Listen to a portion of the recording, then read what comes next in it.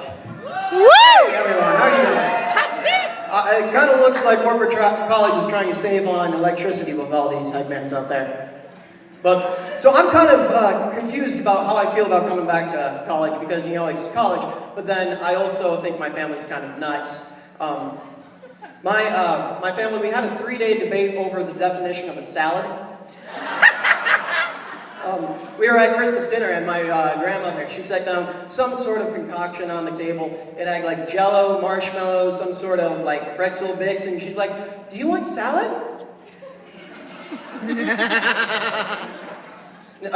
No, I don't want a salad. What's the matter? Don't you like salad? That's not a salad. Call me New Age, but I don't believe that anything is a salad if you need an angioplasty after 3 days of eating it. But, you know, it's always interesting, you know, talking to older people, you know, like your family, because they always ask those questions about college. How was your semester? What are you going to do with a BA in music? Oh, I hate those ones, because you have to make up, you know, lies. You can't tell them the truth. You can't say, oh, during finals I watched the entire season of Doctor Who. You know?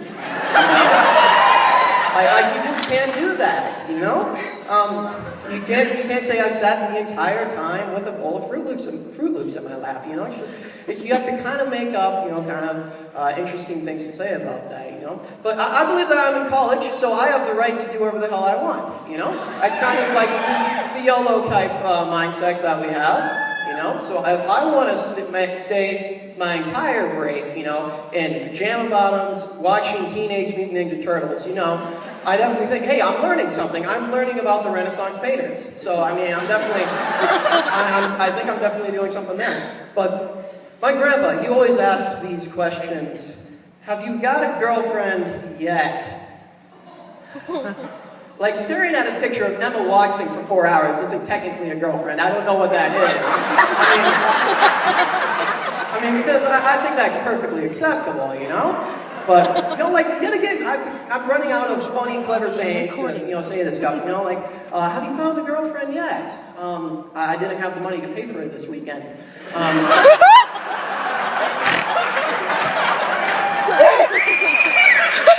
Do you have a girlfriend yet? Oh, I forgot the air pump back in Des Moines. Yeah, I mean, it just kind of happens.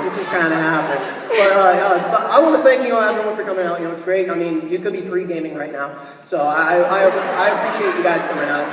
But my name is Andrew Tubbs, and for those of you who don't really know me but see me around campus, you know, you probably refer to me as the guy with no arms. But oh, come on, I know I have short arms, you can laugh at that. It's like you don't, like, if you say something, I will be surprised, like,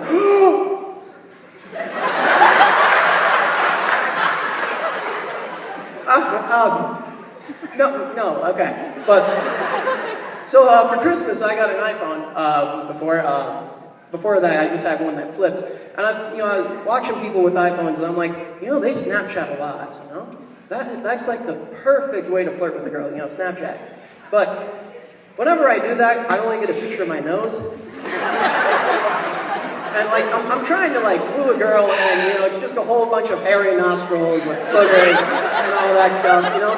Like to even get like a good picture, I have these like months that were on America's Got Talent where they levitated. Like, you know these guys? You know, they're like,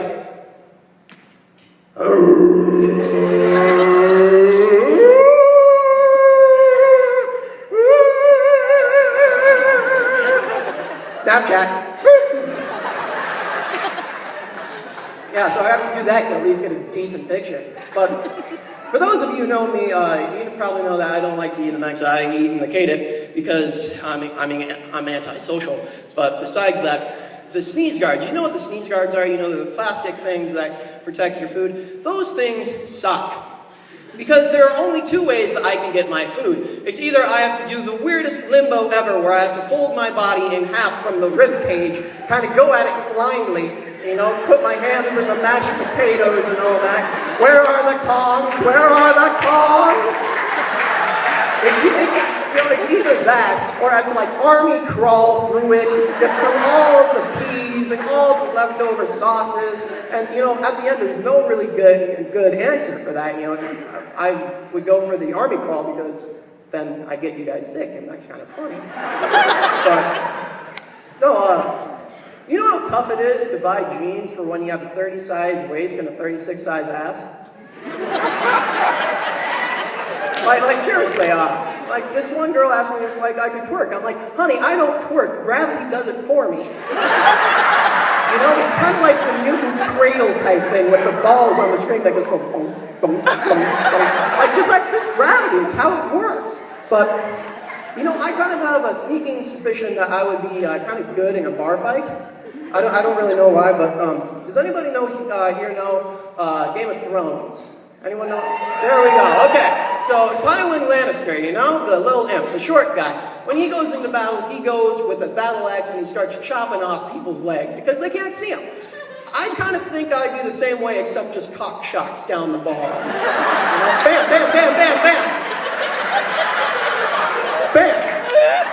You're done. There you go, son. You know, they would never suspect it. Never suspect it. But you know.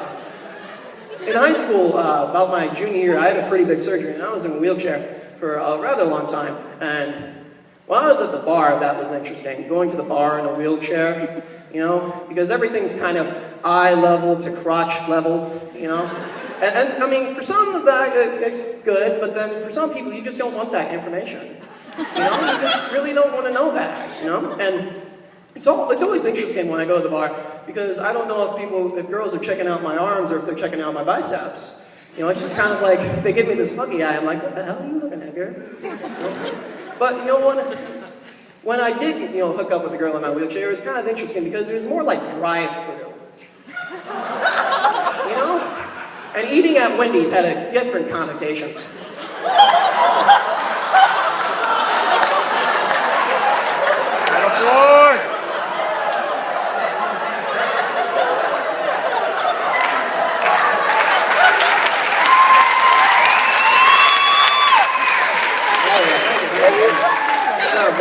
So I went to my junior prom in my wheelchair.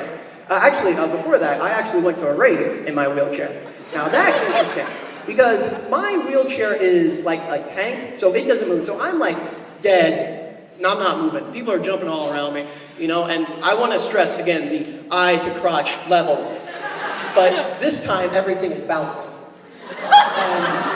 You know, I'm like dodging boobs left and right, both male and female. You know, one or twice, you know, a girl or a man ends up on my lap and he's like, oh, hello, honey. Drive through. But I also went to my junior prom in my wheelchair. And that was kind of interesting because I come from Des Moines, Iowa, and we had this huge thing about grinding that year. They wouldn't let us grind. So of course everybody grounded that year. But so, you know, grinding in a wheelchair is kind of interesting. You know, so I'm there and it's kind of a lull and, you know, nothing has really happened. And one of my best friend's girlfriend, my friend was gone, and my friend, his girlfriend, decided that she was going to give me a lap dance.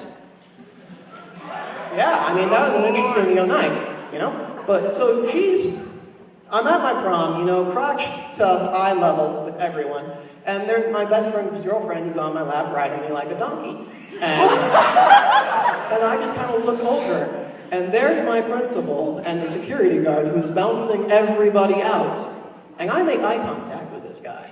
We have a good stare off for like 20 seconds. And I just kind of see him start to get a smile across his face. Nod him. You know, the perks of being the disabled wallflower. I mean, you gotta get it where you can take it. You gotta get it where you can take it. But being a young comedian, you know, I try and learn, you know, from the best, you know. So I watch a whole bunch of comedians. One of my favorite is George Carlin. And he was and he was a 1960s comedian, and one of my favorite quotes from him is, if God didn't want us to masturbate, he would have made our arms shorter.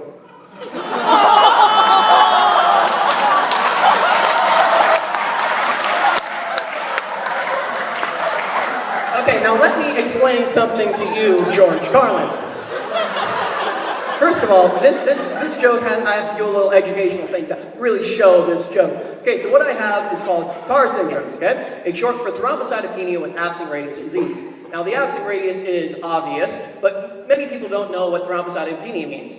And it means a really large dick. So, if God didn't want us to masturbate, he would have made our arms shorter and make sure no one had thrombocytopenia with absent radius disease. You know?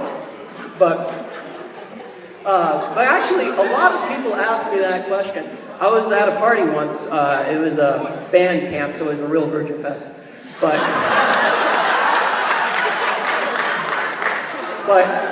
I walk in, and there's this cute, the first time I've ever met her, she's actually one of my really good friends, but first time I ever met her, and she was like the cutest thing in the world, and by that I mean she has the biggest boobs I've ever seen in my life. Drive through. But, so she comes up to me, and she's like, how do you masturbate? I'm like, with my left hand, where am I supposed to do it? And because, thrombocytopenia. And she's like, well, that's big. If you wouldn't have been able to do it, I probably would have done it for you. I could have had pity sex. No! I could have had pity sex. Pity sex, I think, is underrated. I really do.